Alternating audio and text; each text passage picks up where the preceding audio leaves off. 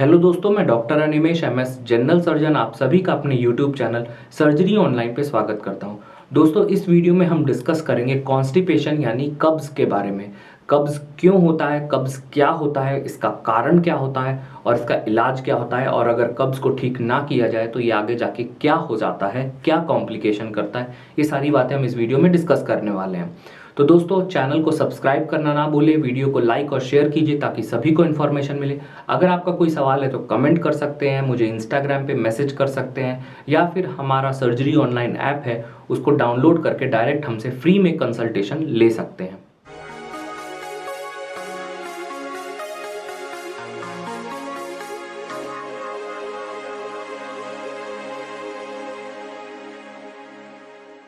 तो दोस्तों, कॉन्स्टिपेशन को पहले अगर आपको समझना है तो ये जानना ज़रूरी है कि कॉन्स्टिपेशन होता क्या है। देखिए, कॉन्स्टिपेशन कई तरह के होते हैं। अगर किसी को स्टूल कई दिनों से नहीं हो रहा है, 2-3 दिन से स्टूल नहीं हो रहा है, साथ में हवा भी नहीं पास हो रही है, तो वो एब्सोल्यूट कॉन्स्टिपेशन होता है। मतलब उसमें हवा भी नहीं आती पास होती है और स्टूल भी पास नहीं होता है, तो वो एक तरह का ऑब्स्ट्रक्शन हो जाता है। और ऐसी सिचुएशन जो होती है वो ग्रीवियस होती है, इसमें ऑपरेशन का भी ज़रूरत पड़ जाता है। ये हालांकि सीवियर कंडीशन होता है। उसके अलावा जो कॉन्स्टिपेशन होता है उसमें स्टूल जो है वो हार्ड होता है। कई बार स्टूल 3-4 बार में जाना पड़ता है तब जाके पूरा पास होता है, या फिर जब भी स्टूल पास करते हैं तो पूरी तरह खाली नहीं हो पाता है, हमेशा लगता है कि कुछ रह गया है और पूरी तरह साफ नहीं हुआ है। तो ये कई तरह के कॉन्स्टिपेशन होते हैं। दोस्तों, कॉन्स्टिपेशन की वजह बहुत सारे हो सकते हैं। सबसे इंपॉर्टेंट वजह है कि स्टूल में पानी की कमी होना। अगर आपके स्टूल में पानी कम है तो वो नरम नहीं रहेगा, वो हार्ड होगा और कॉन्स्टिपेशन कराएगा, कब्ज कराएगा। इसलिए पानी ज़्यादा से ज़्यादा पिएं। या फिर जिन लोगों को डिहाइड्रेशन की प्रॉब्लम होती है, जो लोग पानी कम पीते हैं, या बॉडी में वैसे ही पानी की कमी होती है, कोई बीमारी हो जाती है जिसकी वजह से शरीर में पानी की कमी होती है, उनको भी कॉन्स्टिपेशन हो जाता है। कोई लोग बहुत सारी दवाइयाँ खाते हैं तो दवाइयाँ भी कुछ ऐसी होती हैं जो कॉन्स्टिपेशन कराती हैं। इसके अलावा अगर प्रेगनेंसी है या फिर मोटे लोग जो होते हैं उनको भी कॉन्स्टिपेशन ज़्यादा होता है। दोस्तों, सबसे इम्पॉर्टेंट जो कारण होता है वो होता है डाइट और वाटर इनटेक। अगर आपकी डाइट प्रॉपर नहीं है, अगर आप खाने में ज़्यादा तेल वाली चीज़ें खाते हैं या फिर मैदा खाते हैं या चावल ज़्यादा खाते हैं तो कॉन्स्टिपेशन हो सकता है। और साथ में अगर आप पानी कम पीते हैं तो आपको कॉन्स्टिपेशन हो सकता है। इसके अलावा अगर आप फिजिकल एक्टिविटी बहुत कम करते हैं, बैठ के काम करते हैं, एक्सरसाइज नहीं करते, जॉगिंग नहीं करते और दिन भर बैठकर आप काम करते हैं, तो सिडेंट्री लाइफस्टाइल भी एक बहुत बड़ा फैक्टर होता है कॉन्स्टिपेशन कराने के लिए। तो आपको इन सब चीज़ों का ध्यान रखना है। तो देखिए, अगर इसे हम समझे कि जो कारण है उसी को ही हम ठीक कर दे तो इसका इलाज हम कर सकते हैं। जैसे अगर आपको सिडेंट्री लाइफस्टाइल फॉलो हो रहा है, अगर आप बैठकर बहुत देर तक काम करते हैं, तो आप बहुत देर तक बैठकर काम ना करें, फिजिकल एक्टिविटी करें। कम से कम 30 से 40 मिनट दिन में वर्कआउट करें, जॉगिंग करें, एक्सरसाइज करें, कार्डियक एक्सरसाइज करें।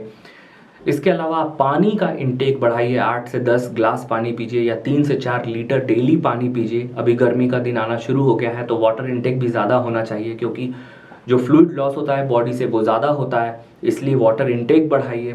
डाइट अपनी प्रॉपर कीजिए। जो बाहर के आइटम्स होते हैं, मैदा होता है, पिज़्ज़ा होता है, बर्गर होता है, मैगी होता है, जो बच्चे खा लेते हैं उनको भी कॉन्स्टिपेशन इसकी वजह से हो जाता है। तो बच्चों को भी या फिर जो बड़े लोग हैं वो भी अगर ज़्यादा ये सब चीज़ें खाते हैं तो प्लीज़ अवॉइड कीजिए, क्योंकि इन सब से कॉन्स्टिपेशन होता है। अगर आप लाइफस्टाइल अपना ठीक नहीं करेंगे, डाइट ठीक नहीं करेंगे, तो कितना भी आप दवाई खाएंगे आपको प्रॉब्लम सॉल्व नहीं होगा, कॉन्स्टिपेशन ठीक नहीं होगा। इसलिए अगर आपको ये नौबत आ रही है कि कॉन्स्टिपेशन बहुत ज़्यादा हो रहा है और दवाइयों से भी ठीक नहीं हो रहा है, तो सबसे पहले आप अपना डाइट ठीक कीजिए, क्योंकि अगर डाइट आप ठीक कर देंगे तो हो सकता है आपको दवा की ज़रूरत ही ना पड़े। इसलिए दोस्तों, डाइट प्रॉपर लीजिए। डाइट में आप ज़्यादा सलाद खाइए।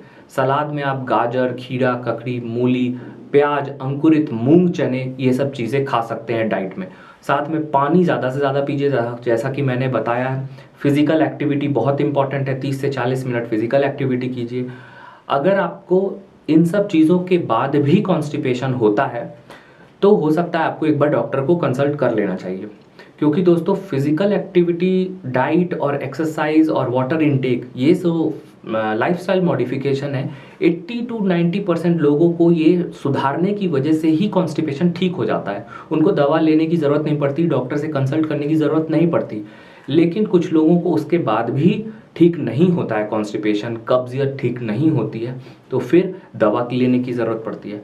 तो डायरेक्टली हम दवा नहीं देते। अगर आप कॉन्स्टिपेशन के साथ हमारे पास आएंगे तो हम डायरेक्टली दवा नहीं देते हैं। सबसे पहले हम बोलते हैं कि पेशेंट को लाइफस्टाइल मॉडिफिकेशन करो, लाइफस्टाइल ठीक करो, अपनी डाइट ठीक करो, एक्सरसाइज करो, वाटर इनटेक बढ़ाओ, ये सब चीज़ें फॉलो करो। उसके बाद भी पेशेंट बोलता है कि नहीं, 1 महीना मैंने अच्छे से डाइट लिया फिर भी प्रॉब्लम नहीं जा रही है, कॉन्स्टिपेशन रहता है, 2 दिन पे या 3 दिन पे एक बार स्टूल पास होता है, या पूरी तरह स्टूल खाली नहीं हो पाता है, या 3-4 बार जाना पड़ता है तब जाके पेट खाली होता है। अगर ये सब कंप्लेंट्स स्टिल परसिस्ट करती हैं तो फिर हम शुरू करते हैं मेडिकेशन से। दोस्तों, सबसे पहली चीज़ हम एडवाइस करते हैं इसबगोल या साइलियम हस्क के नाम से कहीं भी मार्केट में आपको मिल जाएगा, जनरल स्टोर पे भी आजकल ये अवेलेबल होता है।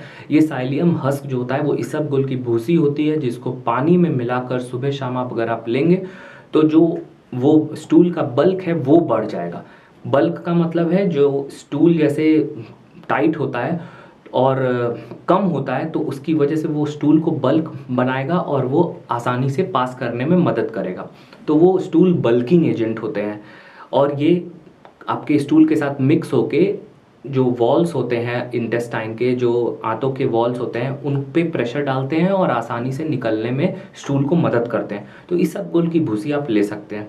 इसके अलावा दोस्तों, अगर इसबगोल की भूसी से ठीक नहीं हो रहा है तो आप मिल्क ऑफ मैग्नीशिया ले सकते हैं। दोस्तों, मिल्क ऑफ मैग्नीशिया आपको किसी भी फार्मेसी के दुकान पे मिल जाएगा, दवा के दुकान पे मिल जाएगा। मिल्क ऑफ मैग्नीशिया जो होता है वो कई कंपनीज़ का आता है, ब्रांड्स का आता है। तो आप जाके डायरेक्टली फार्मेसी से पूछ सकते हैं, फार्मासिस्ट से, या फिर जो दवा का दुकान पे है वहाँ पे आप जाके डायरेक्टली उनसे पूछ सकते हैं। दोस्तों, बहुत ज़्यादा जो चलने वाला है मिल्क ऑफ मैग्नीशिया का जो ब्रांड है वो क्रीमाफिन है, वो भी आप ले सकते, इसका रिज़ल्ट अच्छा देखने को मिला है। इसके अलावा आप milk of magnesia second option है, जैसे साइलियम हस्क है, इसबगोल की भूसी है, उसके बाद हम मिल्क ऑफ मैग्नीशिया देते हैं। दोस्तों, अगर इनसे भी कॉन्स्टिपेशन ठीक नहीं होता है तो फिर दवा देना पड़ता है। दवा कुछ ऐसे होते हैं जो इंटेस्टाइन की जो मोटिलिटी होती है या जो पेरिस्टाल्सिस होता है उसको बढ़ाने का काम करता है। जो हमारी आंतें होती हैं वो पेरिस्टाल्सिस शो करती हैं, और उस पेरिस्टाल्सिस मूवमेंट की वजह से ही स्टूल आगे प्रोपेल होता है, पास होता है। लेकिन कुछ पेशेंट्स में ये पेरिस्टाल्सिस मूवमेंट स्लो हो जाता है, जिसकी वजह से कॉन्स्टिपेशन होता है। तो कुछ ड्रग्स आती हैं, कुछ मेडिसिन आती हैं जो स्टूल को पास कराने में मदद करती हैं। तो दोस्तों, मैं वीडियो में दवा का नाम तो नहीं बता पाऊंगा क्योंकि ये बिना प्रिस्क्रिप्शन के आपको नहीं मिलेगी, आपको डॉक्टर से जाके प्रिस्क्राइब कराना पड़ेगा। तो आप किसी भी डॉक्टर से कंसल्ट कर सकते हैं इस चीज़ के लिए। लेकिन ध्यान रखें, आपको जो मैंने पहले चीज़ें बताई, लाइफस्टाइल मॉडिफिकेशन, इसबगोल और मिल्क ऑफ मैग्नीशिया, ये आप खुद भी ले सकते हैं और अपना कॉन्स्टिपेशन ठीक कर सकते हैं। इनका कोई मेजर साइड इफ़ेक्ट नहीं होता है। लेकिन अगर आपको ज़्यादा प्रॉब्लम है तो डॉक्टर से या जनरल सर्जन से ज़रूर कंसल्ट कर लें, जो भी आपके घर के आसपास रहते हैं। दोस्तों, कॉन्स्टिपेशन को अगर ठीक टाइम पर ना किया जाए तो ये बहुत सारे कॉम्प्लिकेशन करा देता है। जैसे क्या करा सकता है, ये पाइल्स या हिमरॉयड करा देता है, या फिर एनल फिशर करा देता है, या फिस्चुला भी बना देता है। तो दोस्तों, ये सारे कॉम्प्लिकेशन होते हैं। ये सारी प्रॉब्लम्स के बारे में मैं अगले आने वाली वीडियोस में आपको बताऊंगा कि ये बीमारियां होती क्या है और इनका इलाज कैसे किया जाता है।